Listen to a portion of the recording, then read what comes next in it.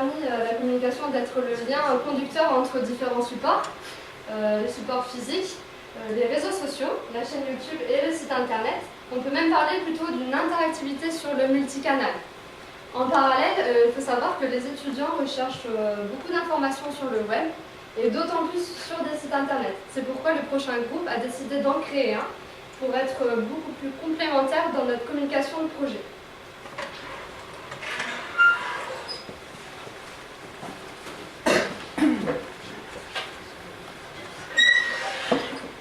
Donc comme vient de le dire Laurent, on a choisi donc, de créer un site internet donc, pour apporter du contenu. On a choisi d'intituler ce site Vivons la distribution puisqu'il allait être le reflet de toutes nos expériences et nos visites au cours de l'année. Donc c'était pour nous vraiment le titre approprié. Tout d'abord quelques chiffres. Sachez que 80% des entreprises qui ont fait faillite en 2013 n'étaient pas présentes sur Internet. Donc c'est vraiment un chiffre qui reflète l'importance aujourd'hui d'être présent sur le net, aussi bien pour des entreprises que des associations ou dans notre cas des formations. Aujourd'hui, notre formation est présente sur 80, dispensée dans 156 centres de formation, d'où notre souhait de vouloir renforcer la notoriété de notre formation. Aujourd'hui, les chambres de commerce et d'industrie forment environ 10 000 apprentis par an. Le réseau Négoventis auquel nous appartenons lui en forme environ 5 000, majoritairement des adultes, parmi 8 cycles de formation spécialistes du secteur tertiaire. Et donc nous avons constaté qu'il y avait seulement un site dédié à la formation RND, la formation de Laval, avec le site I Love Multicanal, financé par la CCI Mayenne. Vous pouvez retrouver différentes informations sur la formation, même un blog à l'intérieur du site. Le seul petit bémol, c'est qu'il est peu actualisé, mais ça a été une source d'inspiration pour nous. Donc, par rapport à notre projet, nous nous sommes fixés des objectifs externes et internes. Donc, en premier lieu, c'était d'offrir une sorte de veille informative sur la nouveauté dans le secteur de la distribution, mais c'était aussi de favoriser le développement de notre formation, donc comme je l'ai dit, qui manquait de notoriété, et c'était aussi, sur le long terme, créer une sorte de communauté responsable, manager de la distribution, pour créer le buzz. Ensuite, on a eu donc des objectifs internes. On a voulu sortir de cette formation en sachant créer nous-mêmes un site internet et se former par la pratique au référencement naturel sur les différents moteurs de recherche existants et notamment le plus important, Google. Par la suite, donc, il a fallu qu'on trouve ces différentes plateformes nous offrant des outils clés en main permettant de créer un site internet puisqu'aucun de nous n'est programmateur ou informaticien. Et par la suite, c'était évaluer la plus-value que pouvait avoir un site internet donc sur une activité ou sur l'image d'une formation comme dans votre cas par exemple. Donc généralement, on confond souvent un blog et un site. Donc pour ma part, je vais vous parler du site internet. Donc il faut savoir qu'un site est organisé par page et par thème. Il offre un aspect beaucoup plus professionnel et nous permet plus de liberté dans la création pour laisser part à notre créativité. Donc comme exemple, on vous a mis le site de l'AFTEC, le CFA supérieur d'Orléans, où on voit que c'est un site séduisant, simple d'utilisation, dynamique, pour pouvoir recruter de nouveaux étudiants.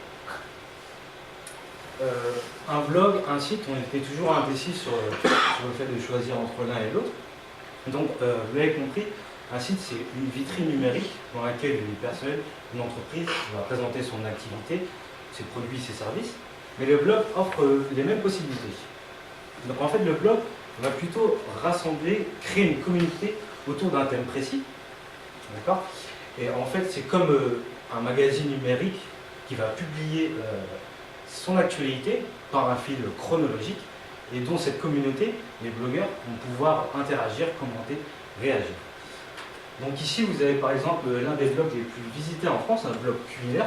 Donc on retrouve toujours le site, le fil chronologique. Donc après, vous pouvez poster des vidéos, etc. Et ça vous permet aussi de pouvoir justement commenter ce que le site nous permet. Donc ensuite, il a fallu faire un choix donc entre un blog et un site internet. Nous, ce qu'on voulait absolument pouvoir gérer, c'était l'interactivité entre les utilisateurs. On connaît tous les dérives d'Internet. Le blog ne permet pas de contrôler cette interactivité. Le site, oui. C'est donc la raison pour laquelle nous avons opté opté pour cette option.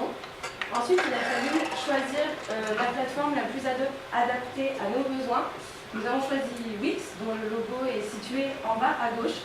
C'est une plateforme ergonomique, ludique, simple d'utilisation, et c'était celle qui proposait le plus de possibilités sous son modèle gratuit. Donc comme tout projet, on a rencontré quelques difficultés. Tout d'abord, de réaliser ce fameux choix, comme vous l'ont expliqué mes collègues.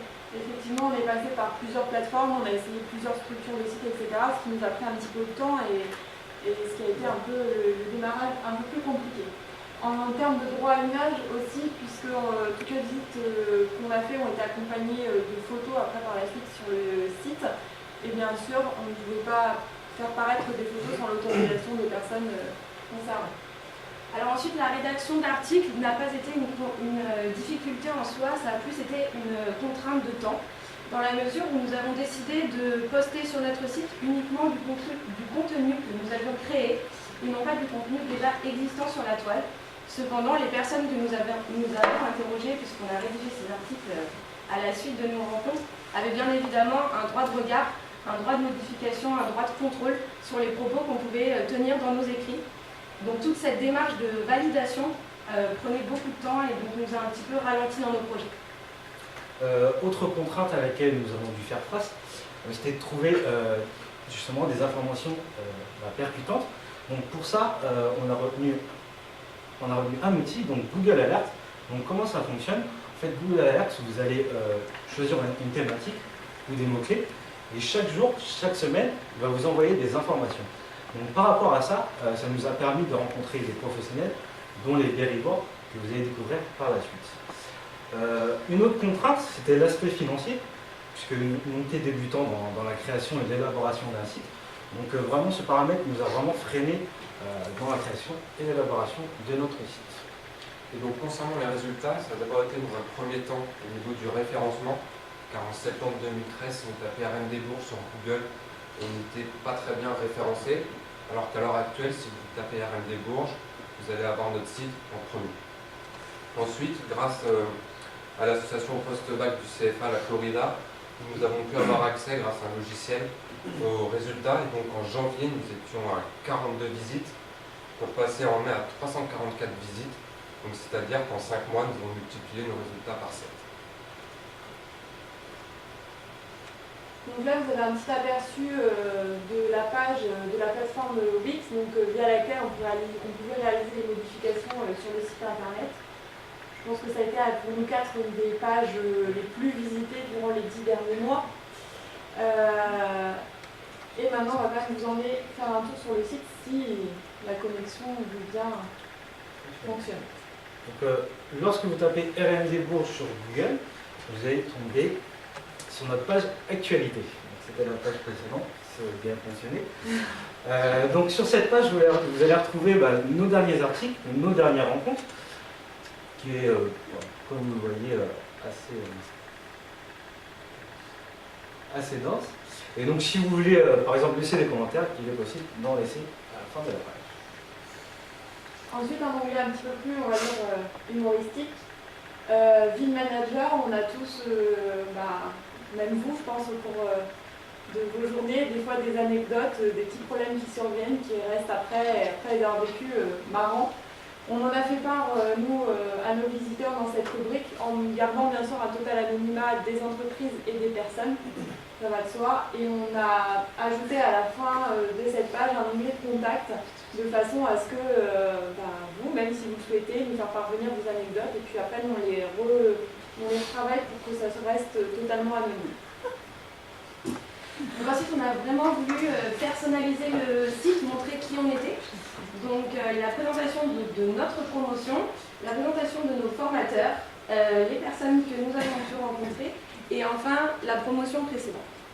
Donc la dernière rubrique va être « Ça peut vous servir », où il va y avoir un lexique pour tout utilisateur qui a besoin de renseignements sur du vocabulaire technique, mais également un espace mémoire où nos dossiers de BTS et nos dossiers de cette année seront à disposition pour les futurs étudiants.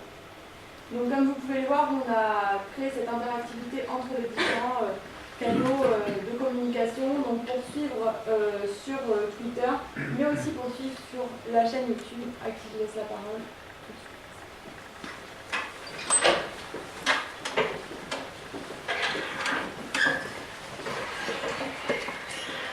Alors nous, on a eu pour mission de créer une chaîne YouTube et de publier des vidéos à travers nos rencontres afin de faire vivre cette page. Alors YouTube, c'est quoi? YouTube, c'est un hébergeur de vidéos qui a été racheté par Google en 2006.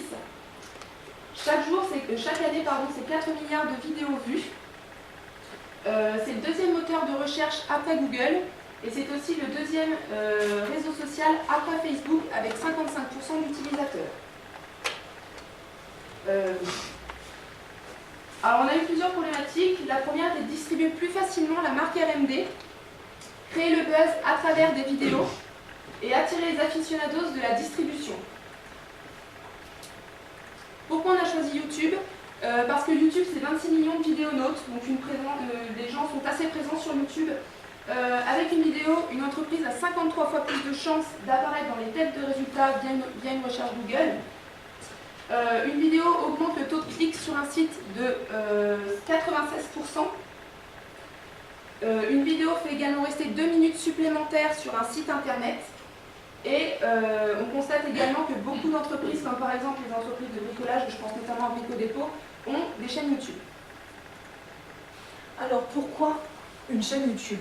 Donc tout d'abord, elle permet de créer un lien entre notre chaîne YouTube vers notre vidéonaute, bien sûr, ainsi que de développer donc la chaîne YouTube et de mieux promouvoir donc les marques, les services ainsi que les produits. Donc il est essentiel de développer, donc de définir notre positionnement et le contenu à diffuser sur notre chaîne YouTube. Donc notre cible, nous, ce qu'on souhaite, c'était de informer donc les futurs managers ainsi que les professionnels de la grande distribution.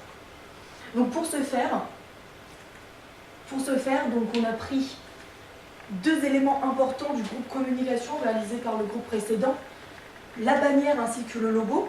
Donc ce sont 2 éléments qui sont très importants car on a dû respecter la charte graphique qui a été expliquée par Maïté, ainsi qu'une description. Donc c'est pour vraiment faire connaître aux professionnels qui nous sommes, quel est notre objectif de cette création de chaîne YouTube, ainsi que des liens que vous retrouvez ici, donc la page Twitter, ainsi que le site internet Vivons la distribution. Donc après avoir créé cette page YouTube, il a fallu l'alimenter. Et donc pour l'alimenter, on a fait des recherches d'entreprises ou de concepts innovants. Donc nos recherches se sont portées soit sur Internet, ou alors par nos connaissances. Sur Internet, on a trouvé l'association La Ruche qui dit oui, et par nos connaissances, on a trouvé M. Robin Tate de QK Confusion. Donc ensuite, on a passé des entretiens téléphoniques avec les entreprises, on a pris les rendez-vous, et soit les professionnels sont venus se déplacer au CFA, ou c'est notre groupe qui se sommes déplacés à l'entreprise. Ensuite, on a fait des entretiens face à face avec une interview. Soit le professionnel acceptait de faire une vidéo et alors ça nous enrichissait notre page YouTube, ou alors on a fait une interview écrite qui servait pour le site internet. Ensuite, comme dans tout projet, donc on a rencontré quelques petites difficultés. Donc tout d'abord, ce qu'on appelle l'humeur personnelle, c'était si le professionnel acceptait oui ou non de faire une vidéo. Ensuite, les délais entre les réalisations des montages des vidéos. Vu qu'on n'était pas tout le temps au CFA, c'était un petit peu compliqué pour mettre des vidéos régulièrement. Et ensuite, des problèmes matériels, vu qu'on n'était pas des professionnels de la vidéo, on a eu une caméra basique. Et donc, au niveau des résultats, donc, en tout, on en est à 5 vidéos pour l'instant. On est à plus de 530 vues, donc ce qui est un bon résultat, vu qu'on avait un objectif de 370 vidéos. Et ce qui nous a donné un petit coup de pouce, donc c'est encore merci Robin d'avoir mis la vidéo sur son Facebook, ce qui nous a fait propulser le nombre de vues. Et on a atteint les plus de 90 vues en moins d'un mois sur sa vidéo.